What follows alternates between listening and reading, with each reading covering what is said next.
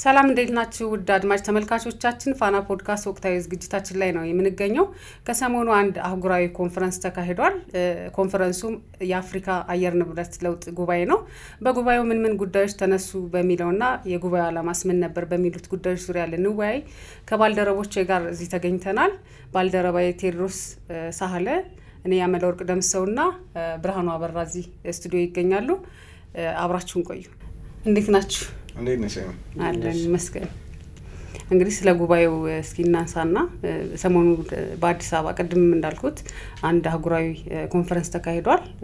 ከዙ ጋር በተያያዘ ነው ልናወራ እንግዲህ እዚህ የተገኘ ነው። እስኪ ጉባኤው ምን ይመስል ነበር የሚለውን ነገር ላይ እናንሳና እንወያይበት። ማለት እንግዲህ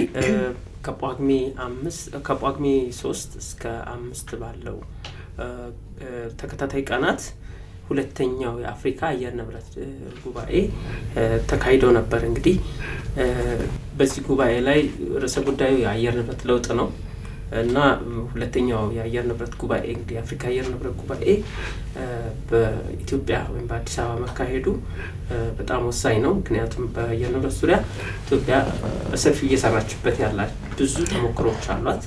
አንዱም በጉባኤው ከተነሱ ጉዳዮች አሉ ኢትዮጵያ የራሷን ተሞክሮች ያጋራችበት ነው። በርካታ አረንጓዴ አሻራን ጨምሮ በርካታ ምሳሌ አርአያነት ያላቸው ተግባራትን ፈጽማለች ኢትዮጵያ። እንግዲህ ይሄ አህጉር አቀፍ የአየር ንብረት ጉባኤ ዓለም አቀፍ የአየር ንብረት መፍትሄዎች ማሳለጥ የአፍሪካ አረንጓዴ ልማት በፋይናንስ መደገፍ በሚል መሪ ሀሳብ ነው። እንግዲህ ጉባኤው በአጠቃላይ አፍሪካ የአየር ንብረት ለውጥ ከፍተኛ ተጠቂ ነች። አህጉሪቷ ወደ ኋላ በብዙ ነገሮች የተጎዳች ነች። ስለዚህ አፍሪካ በብዙ መልኩ የአየር ንብረት ተጠቂ ናት። በዚህ ምክንያት አፍሪካ ከአሁን በፊት ይህንን ለማካካስ እንደ ካሳም ጥያቄ የቀረበበት ብዙ መድረኮች ነበሩ ከአሁን በፊት። አሁን እንግዲህ አፍሪካ የራሱ በጉዳዩ ላይ አፍሪካ ራሷም የመፍትሄው አካል መሆን አለባት። ችግሮቹን አፍሪካዊ መፍትሄም ያስፈልጋቸዋል። አፍሪካ በችግሮቹን በመፍታት ረገድ ቀዳሚ ሚና መጫወት አለባት የሚልም ይዘት ያለው አጀንዳ ነበር የተነሳው በአጠቃላይ በዚህ በሁለተኛ አፍሪካ አየር ንብረት ጉባኤ ላይ ማለት ነው። እንግዲህ ዓለማችን እየሞቀች ነው፣ ምድራችን በጣም እየሞቀች ነው። የአየር ንብረት ለውጥ በዓለም አቀፍ ደረጃ በርካታ ጉባኤዎች ይካሄዳሉ። ምክንያቱም ጉዳዩ በጣም አሳሳቢም ነው፣ አንገብጋቢም ጉዳይ ስለሆነ የሁላችንም ትኩረት የሚፈልግ የሀገራትንም የመንግስታትንም ትኩረት የሚፈልግ ስለሆነ ተደጋጋሚ እንግዲህ ስብሰባዎች ይካሄዳሉ፣ ውይይቶች ይካሄዳሉ። ይሄኛውም ውይይት የዛ አንድ አካል ነው። ያው እንግዲህ የሰው ልጅ ነው ለአየር ንብረት ለውጥ ምክንያት የሚሆነውም መንስኤውም ያለው የሰው ልጅ ላይ ነውና እንግዲህ የሰው ልጅ በርካታ ጋዝ ይጠቀማል፣ ከሰል ያቀጣጥላል፣ ትራንስፖርቱም ላይ ሁሉም ሴክተር ላይ የምናየው ነገር እንዳጠቃላይ ጭሱ የግሪን ሃውስ የሚባለው በአብዛኛው ሙቀት አማቂው እሱ ስለሆነ አየሩን የሚሞላው ነገር በአብዛኛው ቀደምት አንተ እንዳነሳው በእርግጥ ያደጉ ሀገራት ላይ ነው ይሄ በብዛት የሚከሰተው። አፍሪካ 4% ብቻ ነው አካባቢ ነው ድርሻዋ ተጽዕኖ ማድረግ ላይ ድርሻዋ ለአየር ንብረት ለውጥ 4% አካባቢ ነው ይባላል። እንግዲህ እስካሁን ባለው ሪፖርት እንደዛ ነው። አብዛኛው ችግሩ የሚከሰተው መንስኤ የሚሆነው እንደ አሜሪካ ያሉ እንደ ቻይና ያሉ እንደ ህንድ ያሉ በጣም ትልቅና ብዙ ፋብሪካዎች አሉባቸው። የጋዝ ኮንሳምፕሽናቸው የጋዝ አጠቃቀማቸው በጣም ከፍ ያሉ ናቸውና ዞሮ የሰው ልጅ ነው ለዚህ አሳሳቢ ችግር መንስኤ የሚሆነውና መፍትሄውም ደግሞ የሰው ልጅ ላይ ስለሆነ ሁላችንም ከተፈጥሮ ጋር ያለን ግንኙነት ባላንስ የሆነ ሚዛኑን የጠበቀ ከተፈጥሮ የምንወስደውም ሀብት የምንጠቀመውም የተመጠነ እንዲሆን ይጠበቃልና ይህን ከማድረግ አንጻር ዓለም ችግሩ ገብቶት አሳሳቢ መሆኑን ተረድቶ ስምምነቶች ሁሉ ተደርገው የዓለም መንግስታት የተባበሩት መንግስታት የሚያስተባበረው በየአመቱ ጉባኤዎች ይካሄዳሉ አይደል? የተባበሩት መንግስታት የአየር ንብረት ለውጥ ጉባኤ እንደ አፍሪካም ደግሞ እንደ አህጉር አሳሳቢ መሆኑ ታምኖበት በአይ ቲንክ የፓሪሱ ስምምነት በ2015 እንደ አውሮፓውያን የዘመን ቀመር በዋናነት ጉዳዩ ምን ነበር? ጉዳዩ የሁላችንም ትኩረት የሚሻ ከሆነ እንደ ህዝብም እንደ ማህበረሰብም እንደ አንድ ሰው በነገራችን ላይ ሁላችንም የራሳችን አስተዋጽኦ ያስፈልጋል። ችግሩም ላይ ደግሞ ስላለንበት ስለዚህ በዛ ልክ ነው መታሰብ ያለበት ተብሎ ደግሞ በመንግስታት ደረጃ ስምምነት ተፈጽሟል በ2015 በአውሮፓውያን ዘመን ቀመር ማለት ነው። እሱን ስምምነት ተግባራዊ ለማድረግ አሁን ዓለም ላይ ያለው የሙቀት መጠን 1.5 ዲግሪ ሴልሺየስ ነው ይባላል አሁን በአማካኝ የሚጨምረው በአማካኝ። ስለዚህ ይሄ ከዚህ በላይ እንኳን እንዳይቀጥል በዚሁ እንዳለ ሊሚት ለማድረግ ማለት ነው በዚሁ ገድቦ ለማስቀጠል እየተሰራ ነው። በ2030 ደግሞ እቅድ ተይዟል። አውትፑቱ ወይ ደግሞ የተካሄደበት ስራ የሚገመገምበት በ2030 እቅድ ተይዟል እና ለሱ እንኳን እቅድ የሚሆን ሁሉም ኢኒሼቲቮች አሉ። አፍሪካ ውስጥም የተለያዩ ፕሮግራሞች መርሃ ግብሮች አሉ። ለአረንጓዴ ኢኮኖሚ ላይ በተለይ ትኩረት አድርጎ ኢትዮጵያ የጀመረችው አለ። ብዙ አፍሪካ ሀገራትም ላይ ይተገበራል። ብቻ ለአየር ንብረት ለውጥ ምላሽ ለመስጠት የተለያዩ ስራዎች የተለያዩ ኢኒሼቲቮች ይሰራሉ እና ለነሱ የሚሆን ግዴታ የፋይናንስ ድጋፍ ወይ የገንዘብ ድጋፍ ያስፈልጋል። ይህን መደገፍ ያለባቸው አፍሪካውያን በተደጋጋሚ የሚጠይቁት ይህንን ነገር ነው። ለዚህ ለአየር ንብረት ለውጥ መንስኤ ይሆናሉ ተብለው የሚጠበቁ ሀገራት እዚህ ላይ ኮንትሪቢዩት እንዲያደርጉ ወይ የገንዘብ ድጋፍ እንዲያደርጉ ይጠበቃል። በዋናነት ግን ለ2030 ቅድም እንዳነሳሁት ለዛ እቅድ የሚሆን የተለያዩ ኢኒሼቲቮች ተጀምረው ሲተገበሩ እስካሁን አፍሪካ ውስጥ የመጣው ገንዘብ ወደ አፍሪካ የገባው ለዚህ ምላሽ ለመስጠት ተብሎ የታሰበና የመጣው ገንዘብ ከ3 እስከ 4 በመቶ አይበልጥም። እንደሚጠበቀው በታችም ሳይሆን አልተጀመረም ነው እንጂ። ስለዚህ በዚህ ልክ ሰፊ የሆነ ጋፕ አለ። አንዱ የአዲስ አበባው ዲክላሬሽን አሁን በቀጣይ እናነሳዋለን። የአፍሪካ መሪዎችም የአፍሪካ ሀገራትም አንድ ላይ ተሰባስበው ተስማምተው ተነጋግረው በቀጣዩ ብራዚል ላይ በሚካሄደው የተባበሩት መንግስታት የአየር ንብረት ለውጥ ላይ የአየር ንብረት ለውጥ ጉባኤ ላይ እሱ ላይ የሚነሳው ሀሳብ ማለት ነው የሚንጸባረቀው ሀሳብ አንዱና ዋናው ይህንን ሀሳብ የሚያንጸባርቅ ይህንን ሀሳብ የሚያነሳ ነው። እውነት ነው። የዚህም እኮ የአፍሪካ አሁን የሁለተኛው የአየር ንብረት ጉባኤ አንዱ አጀንዳው እሱ ነው። የተጠናከረና ቀጣይነት ያለው የአየር ንብረት ለውጥ ፋይናንስን እንትን ማለት ነው ድጋፍ ለማድረግ ነው የሚለው። ድጋፍ ለማድረግ አስተዋጽኦም ለማድረግ አፍሪካም እንደራሷ የዚህ የእንትኑ አካል እንድትሆን ኢንቨስትም ለማድረግ አየር ንብረት ለውጥ ላይ እንደ ተጠቂ ብቻ ሳይሆን እሷም ራሷ ተሳትፎ እንድታደርግ እና የመፍትሄው አካልም እንድትሆን እሱንም ያካተተ ይመስለኛል። አፍሪካ እስካሁን ምንድነው ተጎጂ ነች፣ በአየር ንብረት ለውጥ ተጎጂ ነች። ለዚህ ደግሞ መንስኤ የሚሆኑት አብዛኞቹ ያደጉ ሀገራት ናቸው ስለሚባል አፍሪካ በማደግ ላይ የሚገኙ ሀገራት ስብስብ ስለሆነች አፍሪካ እንደ አህጉር እስካሁን ምንድነው ቅድም ቴዳ እንዳነሳው ካሳ ይከፈለን ነበር። በእነሱ ምክንያት እኛ ገፈት ቀማሽ እየሆነ ነው፣ ውጤቱ እኛ ጋር ደርሷል ነበር። አሁን ግን ጉዳዩ አሳሳቢም ነው፣ ዓለም አቀፋዊም ነው። እንደ ምድር እንደ ፕላኔት ነው የሚመጣብን ችግሩ መቅሰፍቱም እንደዛ ስለሆነ አፍሪካ የተሻለ የደን ክምችት ያለበት አካባቢ ነው። ባይኖር እንኳን ተመናምኗል ቢባል እንኳን ግን በቀላሉ ተክለህ ጥሩ ማሳደግ የምትችልበት ሁሉም አይነት የአገር በቀሉም እንደ አህጉር በቀሉም ደግሞ የችግኞች ቢተከሉ በተሻለ መልኩ ውጤታማ የሚሆንበት አህጉር ነው። ስለዚህ ይህንን አህጉር እንጠቀምበት ነው ዋናው ሀሳብ። ስትጠቀሚ የገንዘብ ፋይናንስ ከመጣ እንደ አህጉር የተጀመሩ ኢኒሼቲቮች አሉ እሱ ስለዚህ ዝሮ ምን ሆነ ኢንቨስትመንት ሆነ ነው። ቅድም እንሳተፍ አፍሪካ ተሳታፊም ነች። ለዚህ ምላሽ ለመስጠት አፍሪካ የራሷን ማስተዋጽኦ ትወጣለች ነው። እንደው እኛ ቪክቲም ስለሆነ ብቻ ገንዘብ ይሰጠን ካሳ ይሰጠን ብቻ ሳይሆን አሁን አፍሪካ ለዚህ ለአየር ንብረት ለውጥ ለሚሰጠው ምላሽ ተሳታፊ ሆኛለሁ ነው። ስለዚህ ተሳታፊ ስትሆን ደግሞ ሌሎቹ ያደጉ ሀገራት ዞሮ ችግሩ ዓለም አቀፋዊ ስለሆነ ነገ በእነሱ ላይ የሚደርስ መቅሰፍት ስለሆነ ይሄን ማበረታታት ነው የነበረባቸው አይደለ? አፍሪካ ለሳተፍ ስትል ማበረታታት ነው። የገንዘቡን ጉዳይ የገንዘቡን ድጋፍ ማፋጣን ነበረባቸው። ግን እስካሁን እንደተባለው እንደተነሳው ምንም ያው እንደምታውቀው እኮ ከአሜሪካም ካስታወሳችሁ ኦባማ በስልጣን ላይ በነበረ ጊዜ ነው የተፈረመው የፓሪስ የአየር ንብረት ስምምነቱ ፓሪስ አግሪመንት የሚባለው። ከዛ ዶናልድ ትራምፕ መጥቶ አውጥቶታል እኮ ከፓሪስ። እንግዲህ ይህን የሚያሳየው ትልቅ የምትባለው አሜሪካ ኢንዱስትሪ ትልቅ ኢንዱስትሪዎች አሏት እና ከፍተኛ ለብክለቱ አስተዋጽኦ ከሚያደርጉት ሀገሮች አንዷ ከሆነችው አሜሪካ ግንባር ቀደማም ጭምር ከዚህ ከአየር ንብረትን ለውጥን ለመዋጋት የተፈረመውን ስምምነት ጥለው ወጥተዋል። እንግዲህ ጉዳዩ እንደተባለው አየር ንብረት ለውጥ ድንበር ዘለል ነው። አንድ ሀገር ውስጥ ተወስኖ የሚቀር ችግር አይደለም። አሁን ዓለም አቀፍ ጉዳይ ነው። ዝናቡም ይሁን ድርቅ መስፋፋቱም ይሁን ሌሎች ተያያዥ የሆኑ ችግሮች በአጠቃላይ ዞሮ ሁሉንም ሀገር የሚደርስ ነው።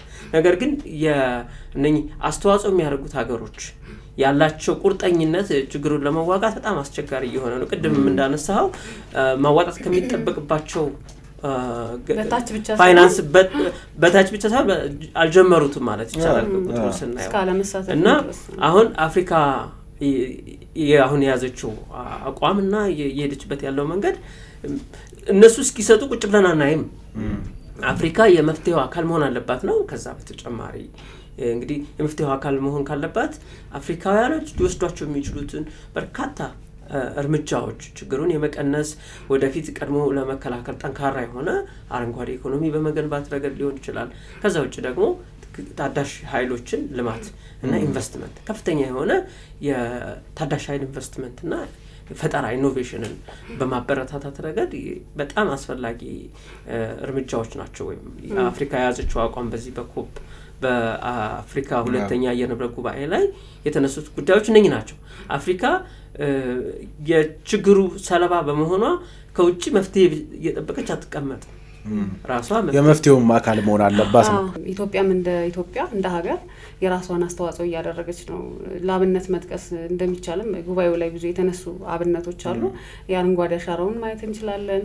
የአባይ ግድቡን በራሳችን ሪሶርስ የመጠቀሙን ነገር ራሳችን የመቻሉንም ነገር በዛው አብሮ የተነሳ የታዳሽ ኃይል ምንጭ ስለሱም ነገር ተነስቷልና እንደ አፍሪካ ራሳችንም ችለን ማሳየትም አለብን። እንደገናም ደግሞ ተሳትፎ ማድረግ አለብን። የሚገባንንም ደግሞ መጠየቅ አለብንም በሚለውና ሌሎች ተያያዥ ጉዳዮች ይኖሩበታል። ይሄ ዲክላሬሽኑ ማለት ነው፣ በአዲስ አበባ የተደረገው ዲክላሬሽን ማለት ነው። እንግዲህ ስምምነት ላይ ተደርሶ ወደ 25,000 ተሳታፊዎች ነው የተሳተፉበት በዚህ በጉባኤው ማለት ነው እና ይሄ ኤግዚቢሽንም ታይቷል። የተሰሩ ስራዎች እንደ አፍሪካ በዚህ በኢንቫይሮንመንታል ፕሮቴክሽን ላይ ስለተሰሩ ስራዎች ራሱ ወደ 43 ምናምን በቁጥር ካልተሳሳት ያን ያህል 43 ያህል እንትኖች ቀርበው ነበረ ማለት ነው እና እንደዛ አይነት እንትኖችም ቀርበው የነበረበት ሁኔታ አለ ማለት ነው። ከዚህ በተጨማሪ በዚሁ ጎን ለጎን እንግዲህ አንድ ጉባኤ ብቻ አይደለም የተካሄደው። በሁለትዮሽም በሌሎች በዘርፉ ላይ በሚሰሩ አካላት በተለያዩ አካላት የተካሄዱ ከ199 በላይ ስብሰባዎችም ነበሩ። እንግዲህ ጎን ለጎን በተጓዳኛ እነኚህ እንግዲህ ስብሰባዎች እንግዲህ ከአፍሪካ አህጉር የተውጣጡ የአየር ንብረትን የሚመለከታቸው በዚህ ጉዳይ የሚሰሩ የመንግስት አካላት፣ ዓለም አቀፍ ተቋማት፣ አህጉራዊ ተቋማትም እንዲሁም ተመራማሪዎች በአጠቃላይ እንግዲህ ለአፍሪካ እና አጠቃላይ ዓለም አቀፍ ለሆነው የዚህ አየር ንብረት ለውጥ ችግር አጀንዳቸው ሆኖ እንግዲህ ከጳጉሜ 3 እስከ 5 ቁጭ ብለው ሲመካከሩ ከርመው መጨረሻ ላይ እንግዲህ የአዲስ አበባ ዲክላሬሽን የሚባል አጽድቀው ነው የተለያዩት በመሪዎች ደረጃ ማለት ነው። እሱን ደግሞ በደንብ እንየው። ይሄ ዲክላሬሽን በዋናነት ቅድም እንደተነሳው ነው። በዋናነት ዞሮ አፍሪካ የመፍትሄው አካል ለመሆን እየሰራች ነው። የመፍትሄው አካል ስትሆን ግን ዋናውና ትልቁ ጥያቄ የገንዘብ ጥያቄ ነው። በቃ ያደጉ ሀገራት በገንዘብ መደገፍ ግዴታ አለባቸው። በቃ የተስማሙትም ስለሆነ የፓሪሱም ስምምነት አንዱ አካል ስለሆነ ስለዚህ ያን ከማድረግ አንጻር ነው አሁን አፍሪካውያን የራሳቸውን አቋም ተወያይተው ተነጋግረው አንድ ላይ አጸድቀው ይሄንን አቋም ይሄንን ዲክላሬሽን የሁላችንም የአፍሪካ አቋም ነው ብለው በኮፕ 30 በብራዚል በሚካሄደው በቅርቡ እዛ ለማቅረብ ነውና ያ የአፍሪካውያን አቋም ነው። ዓለም እንግዲህ ለዚህ የአፍሪካ አቋም ምላሽ ለአፍሪካ ጥያቄ ምላሽ ይሰጣል ተብሎ ይጠበቃል። ጉዳዩም አሳሳቢ ስለሆነ እንደውም አንድ መረጃ ይቼ ነበር። ሳይንቲስቶች እንደሚሉት ከሆነ በዚህኛው በያዝነው ክፍለ ዘመን መጨረሻ አካባቢ የዓለም የሙቀት መጠን አሁን የሚጠበቀው አክቹዋሊ ይጠበቃል ይደርሳል ተብሎ የሚጠበቀው 2 ዲግሪ ሴልሲየስ ነው ይሆናል ተብሎ የሚጠበቀው ግን ያልጨምረው ማለት ነው። አዎ የሚጠበቀው እንደዛ ነው በዚህኛው ክፍለ ዘመን መጨረሻ በያዝነው ክፍለ ዘመን። ግን ሳይንቲስቶች እንደሚሉት ከሆነ ግን ምናልባት እስከ 4 ሊሄድ ይችላል ተብሎ ይገመታል። ይሄ ማለት ጉዳዩ በጣም አሳሳቢ ነው። ጉዳዩ በጣም ከባድ ነው። ውቅያኖሶች ይሞላሉ፣ ድርቅ የትም ቦታ ይሆናል። በቃ ያልተጠበቀ አደጋ ሊከሰት ይችላል። ጎርፍ ይኖራል፣ ስደት ይኖራል፣ መፈናቀል ይኖራል። በእንደዚህ አይነት ሲቹዌሽን ውስጥ ደግሞ በማደግ ላይ የሚገኙ ሀገራት ይበልጥ ተጎጂ ይሆናሉ፣ የመጀመሪያው ተጠቂ ይሆናሉ። ለምን? ጉዳዩ ዓለም አቀፍ ነው። የትኛውም ሀገር ይጠቃል፣ የትኛውም የዓለም ክፍል ይጠቃል። የት እንደሚነሳ ምንም የሚታወቅ ነገር የለም። ግን በማደግ ላይ የሚገኙ ሀገራት ለሚከሰተው ችግር ምላሽ የመስጠቱ ነገር ትንሽ ከባድ ይሆንባቸዋል። ምክንያቱም ያልተጠበቀ አደጋ ሲከሰት ያን አደጋ ለማስቆም እሱን አደጋ ለማስወገድ ደግሞ በዘላቂነት መፍትሄ ለማምጣት ለምሳሌ በጣም ብዙ የማህበረሰብ ክፍል ቢፈናቀል ምንም አታደርገውም። ዞሮ ዞሮ ምንድነው ፋይናል የሚሆነው? እርዳታ ጠያቂ ነው የሚሆነው። እርዳታ ጠያቂ ስትሆን በማደግ ላይ ያሉ ሀገራት ይህንን ካልቻሉ ጉዳዩ ኢንተርናሽናል ይሆናል፣ ዓለም አቀፋዊ ይሆናል። ደግሞ የተረጂ ቁጥር ከበዛ እርዳታ ማሰባሰብ ነው ዓለም አቀፍ። ስለዚህ ጉዳዩ ዞሮ ዞሮ ሁሉንም የሚጎዳ ስለሆነ አፍሪካ እኛ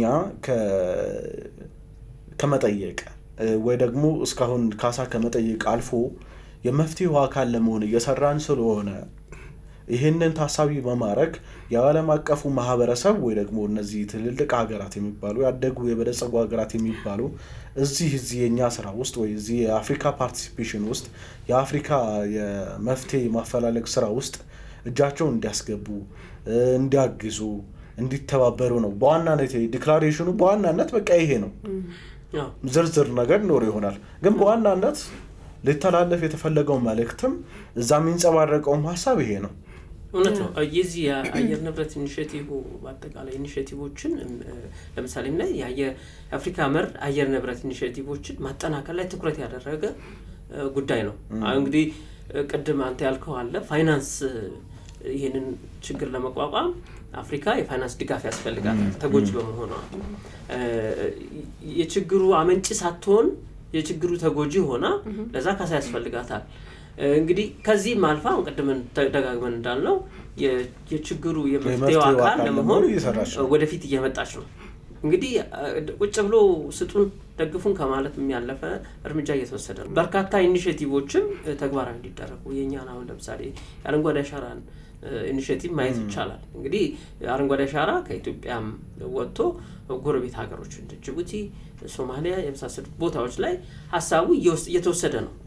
አፍሪካም ውስጥ እየተስፋፋ ነው ሀሳቡ። ዓለም አቀፍ ትኩረትም እየሳበ ነው። ምክንያቱም 48 ቢሊዮን ያክል ችግኝ ተተክሏል እስካሁን። እንግዲህ ሂደቱን ለውጡን እያየ ነው። የደን ሽፋናችንን በኋላ እናነሳዋለን። ኢትዮጵያ ልምዷን ያጋራችበት ነው ሲባል ምንድን ነው ልምዷ የሚለውን እናየዋለን። እና እንዲህ አይነት ነገሮች ኢኒሼቲቮች አሉ። እነኚህን የሚጠናከሩበትን ወይም ደግሞ እንዲጠናከሩ ድጋፍ የሚደረግበትን መንገድም ማመላከት ነው። እንዴት እናድርግ የሚለውንም በዚህ በዲክላሬሽኑ ላይ አንዱ ጉዳይ ነው ማለት ነው። አዎ እንግዲህ ኢትዮጵያ እንደ እዚህ እንትን ላይ ኢንቫይሮንመንታል ፕሮቴክሽን ላይ በደንብ እየሰራች እንደሆነና ይሄ ጉባኤው ራሱ ለሁለተኛ ጊዜ ኢትዮጵያ ውስጥ ነው የተካሄደው። ትልቅ አስተዋጽኦ ማድረጓን ዓለም አቀፍ ወይም አህጉር አቀፍ እውቅና ተሰጥቶታል ማለት ነው። በዚህ ራሱ መረዳት እንችላለን። ምንድነው አሁን የጠቀስከው ነው መረጃዎችን ዲቴል ደጋግመን እንዳናወራ ብዬ ነው እንጂ አረንጓዴ አሻራ የፈጠረው ትልቅ እንትን ከኢንቫይሮንመንታል ፕሮቴክሽን ጋር በተያያዘ ዘርዝረህ እንትን የምትለው አይነት ነገር አይደለም። ከግብርናው ጋርም በተያያዘ የምግብ ዋስትናን ከማረጋገጥ አንስቶ እዚሁ ከኢንቫይሮንመንት ጥበቃ ጋር በተያያዘ አብሮ የተያያዘ ጉዳይ ነው ማለት ነው ይሄ የችግኝ ተከላው። እንደገና ደግሞ የቅድምም አንስተነዋል የአባይ ታላቁ የታላቁ ህዳሴ ግድብ መገንባቱም አንዱ አስተዋጽኦ ነው ማለት ነው። በዚህም መሰረት ይመስለኛል እንግዲህ ጉባኤው እዚህ ለሁለተኛ ጊዜ እዚህ በአዲስ አበባ የተካሄደው።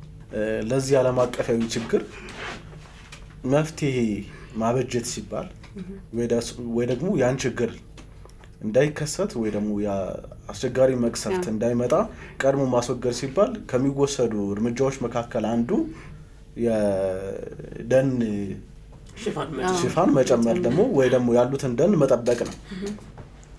አፍሪካ ውስጥ የደን ምድር ነው። አፍሪካ እንደ አህጉር ያሉትን ደን ጠብቆ የተመናመኑትም ደግሞ እንደገና እንዲመለሱ ማድረግ፣ አዳዲስ መትከል፣ ይሄ አንዱ የመፍትሄ አካል ነው። በዚህ ረገድ ኢትዮጵያ ትልቅ ኢኒሼቲቭ ጀምራ እንደ ሀገር ባለፉት 7 ዓመታት በቢሊዮን የሚቆጠር ችግኝ ተተክሏል። ይህንንም ዓለም አቀፍ እውቅናዎችም ጭምር አግኝተንበታል። ለምሳሌ ከወራት በፊት በብራዚል የተካሄደው የብሪክስ መሪዎች ጉባኤ ላይ ኢትዮጵያ እውቅና አግኝታበታለች። ስለዚህ ኢትዮጵያ አንዱ የመፍትሄው አካል መሆኗን በአደባባይ በዓለም አሳይታለች። ይሄ አንዱ መንገድ ነው። ሁለተኛ ደግሞ የግብርና ስርዓቱንም ደግሞ ማስተካከል ነው። ለምሳሌ የግብርና ስራው ለሁለቱም ሳይድ የሚሆን ግብርናውንም የማይጎዳ ማህበረሰቡንም ተጠቃሚ ያደረገ ሀገርንም የሚያሳድግ ለአየር ንብረት ለውጥ ደግሞ ጥሩ ምላሽ ሊሆን የሚችል የተለያዩ እጽዋት እየተከልን ነው አይደለ? ለምግብነትም የሚውሉ በአረንጓዴ አሻራው መርሃ ግብር እኮ የሚተከሉ ችግኞች አብዛኞቹ ሀገር በቀል ናቸው። አብዛኞቹ ደግሞ ለምግብነትም ጭምር የሚውሉ ናቸው። ስለዚህ በአንድ ድንጋይ ሁለት ወፍ እንደሚባለው ዋስትናን የሚያረጋግጡ ናቸው ማለት ነው። ሁለቱንም ማገኘን ማለት ነው። ስለዚህ የግብርና ስርዓታችንንም ከአየር ንብረት ለውጥ ጋር ለዛ ምላሽ በሚሆን መልኩ መተግበር ኢትዮጵያ ይሄን ስታደርግ ነበር ባለፉት 7 ዓመታት። ከዛ ውጭ ደግሞ የታዳሽ ኃይል አሁን የዓለም ትኩረት ሆኗል። ምክንያቱም ዓለም ችግሩን ተገንዝቧል፣ የሚፈጠረውን ነገር ቀድሞ አውቋል። ስለዚህ ታዳሽ ኃይል ላይ ብንሰራ በተሻለ መልኩ መቀነስ እንችላለን። ታዳሽ ኃይል ላይ ስንሰራ እንዳነሳሽው ታላቁ የህዳሴ ግድብ ይነሳል። በአፍሪካ በጣም ግዙፍ ፕሮጀክት ነው፣ ትልቁ ግድብ ነው። ከሱ የምናገኘው ለኛ አልፎ ለጎረቤት ሀገራትም ጭምር የሚሆን ስለሆነ ስለዚህ እንደ ጎረቤት ሀገራትም ከጋዝ ከነዳጅ ፋብሪካዎችም አብዛኛው ፋብሪካዎች በታዳሽ ኃይል የሚንቀሳቀሱ ይሆናሉ። ስለዚህ ወደ አየር የምንለቀውን ሙቀት ወይ ጋዝ ቀነስን ማለት ነው። ስለዚህ አንዱ ይሄ ትልቁ አድቫንቴጅ ነው። ከዛ ውጭ ግን ደግሞ እንደ ሀገር የተጀመረው የታዳሽ ኃይል ስራ ከተሞች ውስጥ እኮ በጋዝ የሚንቀሳቀሱ መኪኖችን ከመንገድ የሚወጡበትን መንገድ እኮ እያፈላለግን ነው አይደል? በርካታ ስራ ተጀምሯል። ስለዚህ ኢትዮጵያ አርያ ልትሆን የምትችል ነች፣ ምሳሌ ልትሆን የምትችል ነች። ለአፍሪካ ሀገራትም ብቻ ሳይሆን ለዓለምም አርያ ሮል ሞዴል መሆን የምትችል ሀገር ነች። በርካታ ሀገራትም ላይ ሪኮግኒሽን ተገኝቷል። አፍሪካም ይሄ ትልቅ ሳሚት አፍሪካ ኢትዮጵያ ውስጥም ሲካሄድ ይህንን ልምዷን ኢትዮጵያ ለሌሎቹ የአፍሪካ ሀገራት የምታጋራበት ለዓለም የሀገራትም እንግዲህ በብሪክስ መድረክ እስከ ማሳወቅ ደርሳለች። የኢንተርላሱ የተባበሩት መንግስታት የአየር ንብረት ጉባኤ 28ኛው ሲካሄድ አይ ቲንክ የተባበሩት አረብ ኤሚሬቶች ላይ ነበር አይደል? ዱባይ። እዛም እኮ ኢትዮጵያ ቦታው ላይ ተገኝታ ሁሉ ኤግዚቢሽን እስከ ማሳየት ድረስ እንደዚህ አይነት ስራዎች እየተሰሩ ናቸው። ሀገር በቀል ችግኞች እየተከሉ ናቸው። የግብርና ስርዓቱ በሁለቱም በኩል ሊሆን የሚችል ግብርናውንም የሚያጠናክር ለዚህኛውም ደግሞ ምላሽ የሚሰጥ ነው ብለን እስከ ማሳወቅ አዌርነስ ክሬሽን ስራ የተሰራ ነበር እና ግንዛቤ ማስጨበጡም ለዓለም ማሳየቱም ዓለም በነገራችን ላይ ሳይ ሂደቱ አዋጭ ከሆነ እዛ ላይ ደግሞ ሞር ኢንቨስት ቢደረግ ከዚህ የተሻለ ስራ የሚሰራ ከሆነ ዋይኖት የዓለም ማህበረሰብ የማይተባበርበት እድል የለም። እሱንም በማሰብ ነው ስራዎች የሚሰሩትና ይሄኛውም ጉባኤ ትልቅ አስተዋጽኦ አለው ብዬ አስባለሁ። ከዛ አንፃር ኮፕ 32 ላይ ኢትዮጵያ እዚህ ሀገር ውስጥ ስብሰባው እንዲካሄድ ማለት ነው ሆስት ልታደርግ ጥያቄ ኢትዮጵያ አዘጋጃለሁ ብላ ጥያቄ ያቀርባለች ማለት ነው።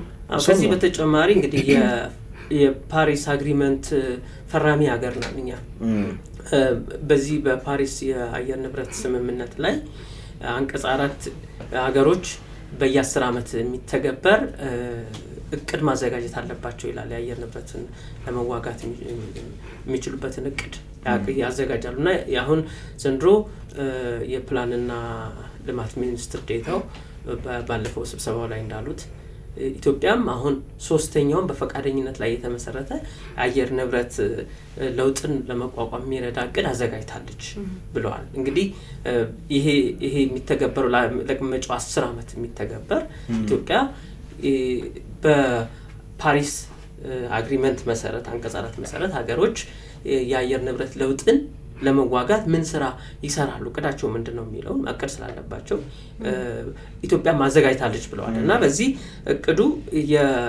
የአረንጓዴ አሻራን ግምት ያደረገ የምግብ ሉዓላዊነታችንን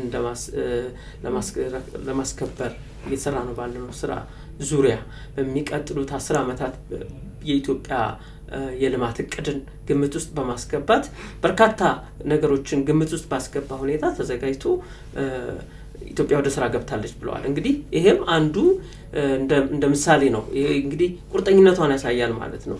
እስካሁንም እየተሰራ ነበረ። እንግዲህ ዘንድሮ ደግሞ 3ኛውን በፍቃደኝነት ላይ የተመሰረተ የአየር ንብረት ለውጥን ለመቋቋም የሚያግድ እቅድ አዘጋጅታለች ማለት ነው። ይሄም እንደ አንድ የኢትዮጵያ ጥረት ተደርጎ ሊወሰድ ይችላል ማለት ነው። ከቅርብ ጊዜ ወዲህ ደግሞ በርካታ ዓለም አቀፍና አህጉር አቀፍ ስብሰባዎች በአዲስ አበባ እየተካሄዱ ነው። ያው እንደምታዩት ከኮንቬንሽን ማዕከል ጀምሮ ሌሎች ትልልቅ የመሰብሰቢያ ቦታዎች፣ ሆቴሎች፣ ብዙ መሰረተ ልማቶች ተስተካክለዋል። በዛ የተነሳ ብዙ የአህጉራዊና ዓለም አቀፋዊ ስብሰባዎች እዚህ እየተካሄዱና ከሱ አንፃር ያለውን ነገር ስናነሳ ያው ስለዚህ የባለፈው የሆነ ወቅታዊ ላይ አንስተነዋል። ኢትዮጵያ እንግዲህ የቱሪዝም የኮንፈረንስ ቱሪዝም ማዕከል እየሆነች ነው። አንዱ እሱ ነው፣ ማዕከል ሆናለች። እና አንዱ ይሄ እንግዲህ አንድ ብዙ ሪሶርስ የሚያስፈልገው ብዙ ዝግጅት የሚያስፈልገው ትልቅ ከበርካታ ዓለም አቀፍ ዓለም ጥግ የሚመጣ ህዝብ በብዛት የሚሳተፍበት ነው። ከትራንስፖርት ከአኮሞዴሽን ወይም ደግሞ ሆቴሎች እና ሆስፒታሊቲ ዘርፍ በሁሉም ዘርፍ ዝግጅት የሚያስፈልገው ነው። እንግዲህ በተደጋጋሚ ባለፈው በ2017 ብቻ ከ150 በላይ ዓለም አቀፍ ጉባኤዎችን እና አህጉር አቀፍና ዓለም አቀፍ ጉባኤዎችን አካሂደናል ወይም አዘጋጅተናል። እንግዲህ የአህጉር አቀፍ የሆነውን የአፍሪካ 2ኛውን የአየር ንብረት ጉባኤ ለማዘጋጀት ተገቢነቷን ተመራጭነቷን ደግሞ ለማንሳት ቅድም ዘርዝረናል። ኢትዮጵያ የሰራቻቸው አርአያነት ያላቸው ለአህጉራዊም ይሁን ለቀጣናዊም ይሁን እንደገና ዓለም አቀፍ ደረጃ እየተወሰዱ ያሉ አየር ንብረት ለውጥን ለመቋቋም ለመቀነስ እየወሰድናቸው ያሉት በርካታ እርምጃዎችና ኢኒሼቲቮች ኢትዮጵያ ለማዘጋጀት መመረጧ ተገቢነት አለው። ማዘጋጀቷ እንደውም ለኮፕ 32 በእርግጠኝነት በብዙ መልኩ ያኔ ደግሞ የደን ሽፋናችን እንግዲህ እንደምታስታውሱት ዛሬ 7 ዓመት 6.4 አካባቢ ነበር። አሁን ወደ 23.6 ሆኗል። ይሄ እንግዲህ ትልቅ ምርታ ነው። ከ6.4 ወደ 23.6 ደርሰናል። በዚህ በአሁን ባለንበት ሰዓት ወደ 30% ለማስድረስ እየሰራ ነው የደን ሽፋናችን። እንግዲህ 2032 ላይ ስንደርስ የደን ሽፋናችን ጨምሮ በጣም በሚታይ መልኩ እና ብዙ አሁን የሰራናቸው ስራዎች ፍሬ አፍርተው የሚታዩበት ወቅት ነው እና ኢትዮጵያ የመመረጥ እድሏ ከፍ ያለ ነው። ሰፊ እድል አላት ካላት ተሞክሮ አንፃር ማለት ነው። አዎ እንግዲህ አንዲት ሀገር ዓለም አቀፍ ጉባኤዎችን ስታካሂድ ቅድመ ሁኔታዎች አሉ የሚጠየቁ። ያቺ ሀገር ብዙ እንግዶች ናቸው የሚሄዱት። እነሱን እንግዶች የማስተናገድ አቅሙ አላት ወይ? ጥሩ የኤሚ ቅድም አንቺ እንዳነሳሽው ጥሩ የኮንፈረንስ ሀል የሚባሉ የስብሰባ ማካሄጃ ቦታዎች አሏቸው ወይ? ኢትዮጵያ በዚህ ልምድ ያላት በርካታ የተባበሩት መንግስታት ጉባኤ በርካታ ጉባኤዎችም የተካሄዱባት ሀገር ነች። እንደሚታወቀው ኢትዮጵያ ዓለም አቀፍ የሆኑ ጉባኤዎችን ለማስተናገድ ሩቅ አይደለችም። የአፍሪካ ህብረት መቀመጫ ነች። በርካታ ጉባኤዎች ይካሄዳሉ። በዚህኛው ዓመት ደግሞ ለየት የሚያደርገው አዳዲስ ጉባኤዎች እስካሁን ኢትዮጵያ ውስጥ ያልነበሩ ጉባኤዎች በተለይ የተባበሩ መንግስታት ጉባኤዎች ባለፉት ዓመታት ባሳለፍነው ከትናንት ወዲያ ባለፈው 2017 ዓመተ ምህረት በርካታ ጉባኤዎች ተካሂደዋል እና ኢትዮጵያ ልምዷም የሚመጥን ነው። ከዛ ውጭ ምናልባት በዘርፉ የሰራችው ስራም የሚባል ሌላ ሪኳየርመንት ካለ ወይ ሌላ ጥያቄ የሚነሳ ከሆነም አፍሪካ ውስጥ እንደ ኢትዮጵያ በአረንጓዴ አሻራ ላይ ለአየር ንብረት ለውጥ መፍትሄ ለማምጣት የሰራ ሀገር እንግዲህ ከአፍሪካ ደረጃ በተለይ ካየ ነው ዓለም ላይም ቢሆን እውቅና ያገኘንበት ነው። በርካታ ዓለም አቀፍ ጉባኤዎች ላይ ምስክርነት የተገኘበት ተግባር ስለሆነ ምንም ስለዚህ ከዛ አንፃር ኢትዮጵያ የጉባኤውን የማዘጋጀት እድሏ ከፍተኛ የመሆን እድሉ በዛ ልክ ነው ብዬ አስባለሁ። የመመረጥ እድላችንም ያው ከፍተኛ ነው የሚል እንትን ያለ ለምን በብዙ መልኩ እንመጥናለን። እንግዲህ እንደ ክፍተት የሚነሳ ነገር ያለ አይመስለኝም። ሌላው ግን እንደ ተሞክሮ ልንወስደው ዓለም ሊወስደው የሚችለው ኢትዮጵያ ህብረተሰቡን ባንድ ላይ በማነጽና የሶሻል ሞቢላይዝ በማድረግ ህዝቡን ትልልቅ የልማት ስራዎች ላይ በማሳተፍ ረገድ ትልቅ ምሳሌ የሚሆን ከታላቁ ህዳሴ ግድብ ጀምሮ ማለት ነው። እሱ እንግዲህ ከፋይናንስ ጀምሮ በርካታ የሆኑ ቀጥተኛ ህብረተሰቡ የተሳተፈበት ፐብሊክ ሞቢላይዝድ የተደረገበትና ምሳሌ የሚሆን ስራ ነው። እንግዲህ ዓለም አቀፍ ሚዲያዎች ሲዘግቡት ታስታውሳላችሁ እንዴት ፐብሊክ ፈንድ የተደረገ ህዝቡ ከኪሱ አዋጥቶ የገነባው በአፍሪካ ግዙፉ የኃይል ማመንጫ ተብሏል። እንግዲህ ይህም ከአረንጓዴ አሻራ ጋር ስናስተያየው አረንጓዴ አሻራም ሁሉም ሰው ወጥቶ የሚተክለው አረንጓዴ አሻራም እኮ ባንድ ቀን ቀጥተኛ የህዝብ ተሳትፎ ያለበት ስራ ነው። ሁለቱም የህዝብ ተሳትፎ ያለባቸው ናቸው። ሁለቱም ደግሞ የአየር ንብረት ለውጥን ለመዋጋት ወይም ለመታገል ቀጥተኛ አስተዋጽኦ የሚያደርጉ ድጋፍ የሚያደርጉ ፕሮጀክቶች ናቸው። እኛው ታዳሽ ኃይልን ለማስፋፋት ልማት ለመጨመር የህብረተሰብ ተሳትፎን አድርገንበታል። ኢትዮጵያ በቃ ዓለም በሙሉ ኢትዮጵያውያኖች የተሳተፉበት አካባቢ ጥበቃ ወይም ደግሞ ለአየር ንብረት ጥበቃ በጣም ከፍተኛ ፋይዳ ያለው ለልማታችንም ጠቃሚ የሆነ አንድ ፕሮጀክት ነው። አረንጓዴ አሻራም ስንመጣ ተመሳሳይ ነው። እንግዲህ ማህበረሰቡን ያሳተፈ ይሄም አፍሪካውያኖች ምሳሌ ላድርገው ሊወስዱት ይገባል የሚል ግምት አለ። ምክንያቱም ህብረተሰቡን አሳትፎ ልማትንም አካባቢ ጥበቃን አየር ንብረት ለውጥ መታገልንም እንደሚቻል የተፈተነ በተግባር ቀሰም ነው። ሁለቱም ደግሞ ያለምንም ድጋፍ በራሳችን አቅም አረንጓዴ አሻራውንም ብትል የታላቁ ህዳሴ ግድብንም ብትል በራሳችን አቅም በራሳችን ገንዘብ ያደረግነው እንትንም ስለሆነ ትልቅ ቦታ የሚሰጠው ፕሮጀክት ነው ማለት። ስለዚህ ይሄኛው መድረክ ይሄንን ልምዳችንም ያጋራንበት ነው። ከጉባኤው ጋር በተያያዘ በርካታ ሀሳቦች አንስተን ተወያየን። ብናጠቃልለው ጥሩ ይመስለኛል። ውድ አድማጭ ተመልካቾቻችን በአፍሪካ አየር ንብረት ለውጥ ጉባኤ ጋር በተያያዘ ሰፊ ሀሳቦች አንስተን ከዚህ ከባልደረቦቼ ጋር ሰፊ ውይይት አደረግን። እናንተም አብራችሁን ቆይታ እንዳደረጋችሁ ተስፋ አደርጋለሁ። አብራችሁን ስለቆያችሁን እናመሰግናለን። በፖድካስታችን ስም ሰላም።